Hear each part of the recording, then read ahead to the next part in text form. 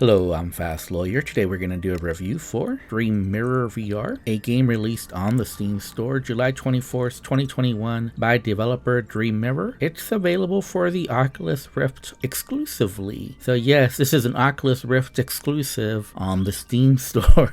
These games usually don't have a good reputation other than Dirt Rally and Monstrum. Dream Mirror normally retails for $24.99. I got a free Steam key through the Steam Creator Connect program to review this game. I tested this game out on the Oculus Quest 2 using the Oculus Link cable. Dream Mirror VR is a walking simulator for VR. It's almost like a nature walk simulator, except you're exploring all kinds of different worlds. Basically, your only goal is to explore and to find a gem. Finding this gem unlocks the next world available. By my count, there's a total of 8 worlds. There's a farm, there's an alien spaceship, there's like a little Italian villa with hot air balloons and yachts nearby.